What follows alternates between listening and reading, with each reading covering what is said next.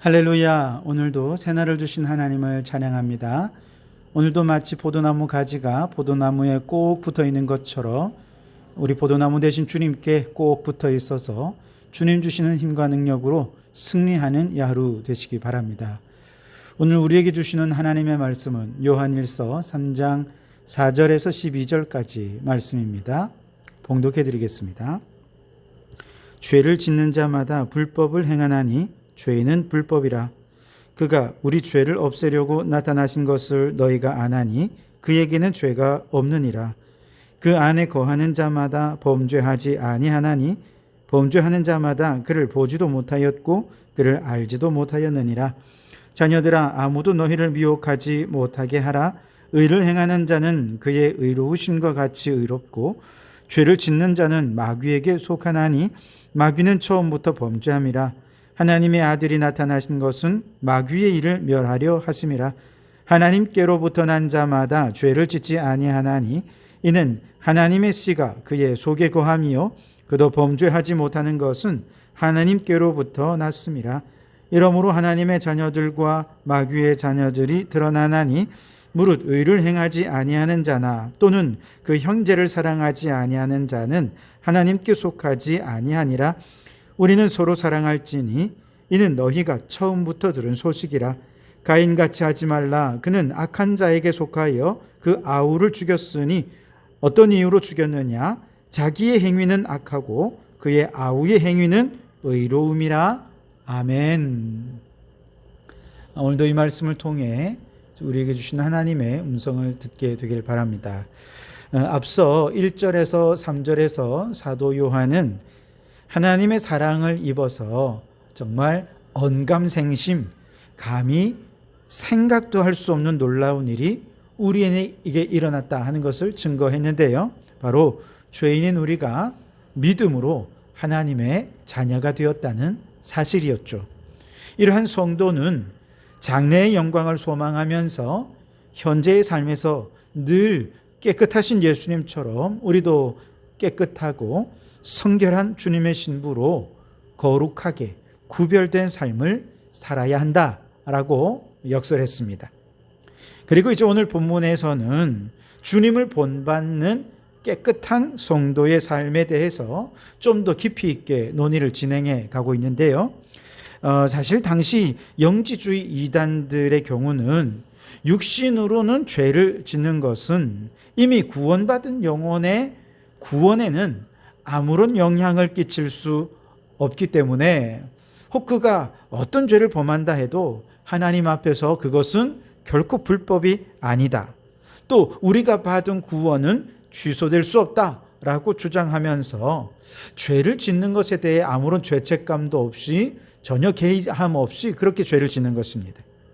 그들은 그러면서 뭐라고 주장하냐 하면 예수님의 십자가는 단번에 우리의 과거의 죄와 현재의 죄와 미래의 모든 죄를 완벽하게 완전하게 용서하신 죄 용서였기 때문에 우리가 아무리 죄를 지어도 이미 미래의 죄까지 다 용서받았다는 것이죠. 무슨 죄를 짓든지 그것은 더 이상 불법이 아니고 구원을 훼손할 수 없다, 이렇게 주장을 한 것입니다. 이러한 배경 속에서 사도 요한은 오늘 4절에서 말합니다. 죄를 짓는 자마다 불법을 행하나니 죄는 불법이라, 그렇게 말씀하십니다. 여기서 죄라는 말은 헬라어로 하마르티아인데 관역에서 벗어났다는 뜻이지요. 그래서 하나님께서 정하신 법으로부터 벗어난 모든 행위, 모든 상태가 다 죄라고 이야기하는 것입니다. 불법이라는 단어는 헬라어로 아노미아라는 단어인데요. 법이 없는 상태, 즉 하나님의 법을 무시하고 하나님의 법이 없는 것처럼 그 법을 파괴하고 무너뜨리는 것을 의미하는 것이죠. 그런데 사도 요한은 바로 이 죄가 곧 불법이다, 그렇게 얘기합니다. 죄는 곧 하나님의 법을 파괴하는 것이기에 죄를 범하면서 나는 하나님의 법과 아무 상관없다라고 주장하는 저 영지주의자들의 주장은 사실 잘못된 것이라는 것입니다. 우리의 죄는 하나님의 법을 전혀 파괴하지 않고 하나님의 법을 전혀 훼손하지 않는다라고 하는 영지주의자들의 주장은 잘못된 주장이다라고 하는 것을 이 짧은 구절을 통해 얘기하고 있는 것이죠. 먼저는 우리의 죄를 대속하신 예수님은 믿는 자들에게 죄를 없이 하게 하기 위해서 오신 분이기 때문에 예수님은 당연히 죄가 없으신 분이지요. 5절에 보시면 그가 우리 죄를 없애려고 나타나신 것을 너희가 아나니 그에게는 죄가 없느니라, 그렇게 말씀하시죠. 아니, 죄의 문제를 해결하기 위해 오신 예수님이 만약에 죄가 있다면 어떻게 그 죄의 문제를 해결할 수 있겠습니까? 맹인이 맹인의 길을 어떻게 인도할 수 있겠습니까? 그렇게 할 수 없는 것처럼 죄인은 결코 죄인의 죄를 해결할 수가 없는 거죠. 그래서 우리 예수님께서는 동정녀의 몸에 탄생하셔서 육체로 난 모든 다른 사람들과는 달리 죄 없이 탄생하신 유일한 분이 되셔서 우리의 모든 죄를 대속하실 수가 있었던 것이죠. 그래서 죄 없으신 예수님이 십자가에 죽으심으로 오늘 우리의 모든 죄가 사함을 받게 된 것입니다. 두 번째로, 그렇다면 그 예수님을 믿고 죄 사함을 받아 하나님의 자녀가 된 우리는 어떤 상태일까요?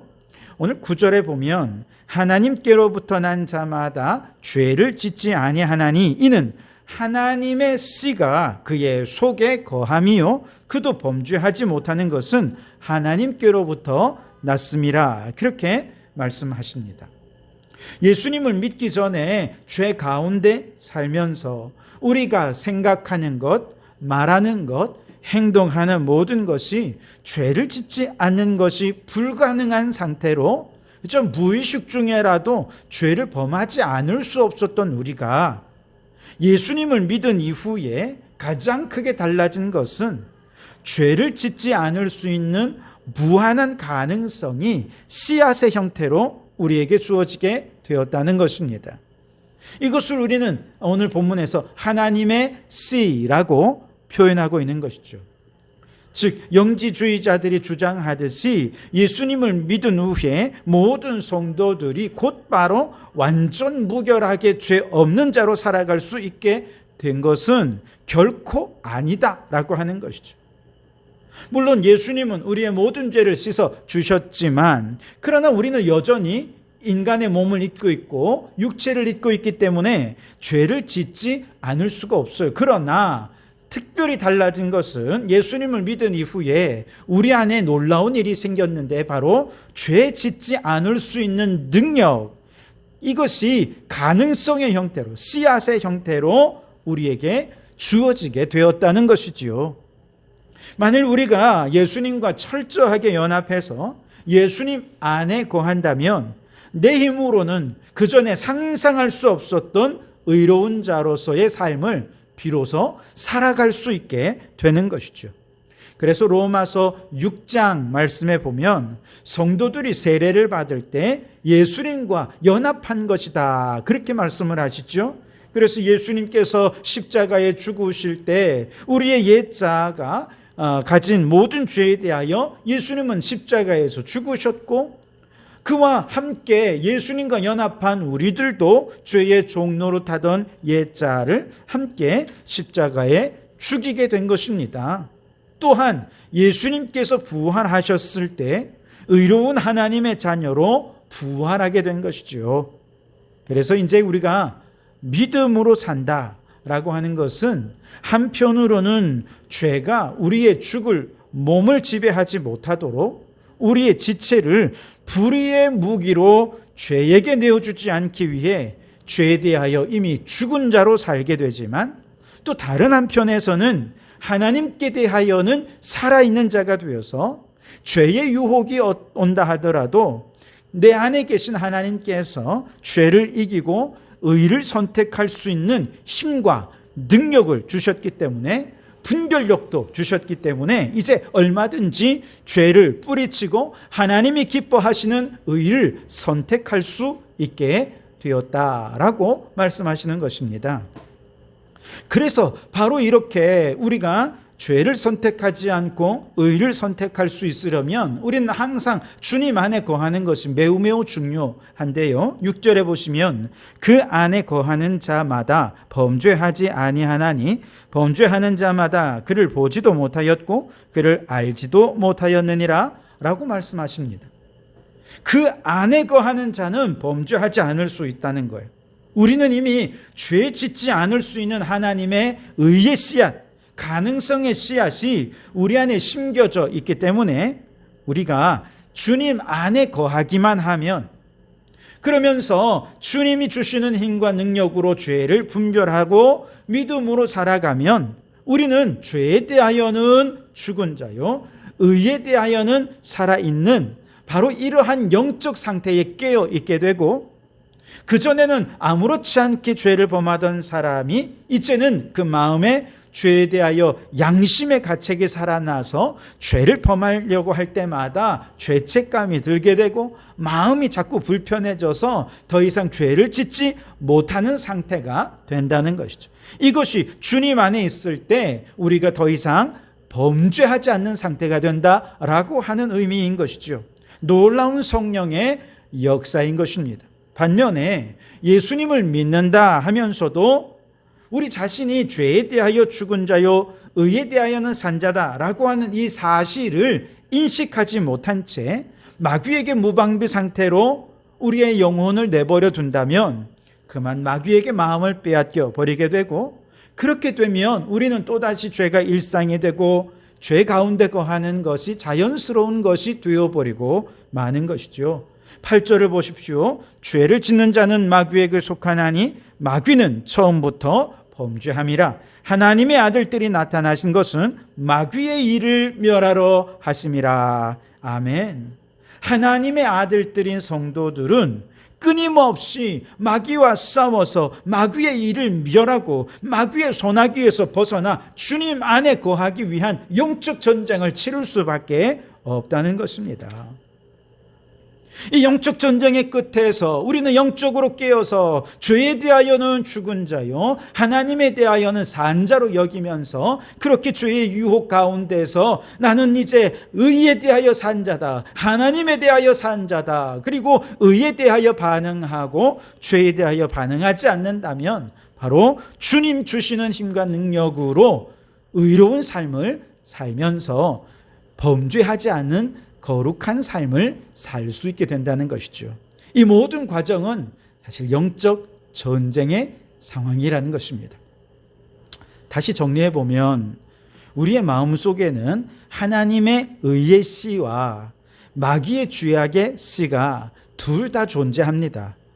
그렇기 때문에 우리가 예수 안에 거하면서 우리의 내면에 있는 하나님의 의의 씨에 물을 주게 되면 의로움이 자라나게 되고 범죄하지 않고 의로운 하나님의 자녀로 살 수 있게 되겠지만, 잘못된 선택을 해서 죄악의 씨앗에 물을 주게 되면 자꾸 죄가 자라게 되고 마귀의 종 노릇하면서 죄 가운데 거하는 자가 되고 마는 것이죠.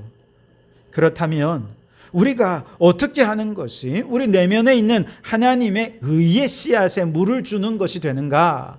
오늘 10절과 11절 말씀을 보시면, 이러므로 하나님의 자녀들과 마귀의 자녀들이 드러나나니 무릇 의를 행하지 아니하는 자나 또는 그 형제를 사랑하지 아니하는 자는 하나님께 속하지 아니하니라. 우리는 서로 사랑할지니 이는 너희가 처음부터 들은 소식이라. 아멘. 우리가 의를 행할 때, 그리고 또한 형제를 사랑할 때 주님 안에 거하는 자가 되고 하나님의 의의 씨앗에 물을 주는 것이 된다는 것이죠. 반면에 우리의 형제를 사랑하지 않는다면 그는 마귀에게 속한 자가 되어버리고 만다는 것입니다. 이에 대해서 12절에는 가인을 예로 들어서 다시 한 번 더 설명을 하는데요. 가인같이 하지 말라. 그는 악한 자에게 속하여 그 아우를 죽였으니 어떤 이유로 죽였느냐? 자기의 행위는 악하고 그의 아우의 행위는 의로움이라 라고 말씀을 하시죠. 가인의 제사가 하나님께 연락되지 않았을 때 그는 분노했습니다. 그때 죄는 문 밖에 엎드려 기다리고 있다가 그가 분노를 표출하자마자 죄악의 씨앗이 크게 자라나서 살인이라고 하는 더 큰 죄를 범하게 된 것이죠.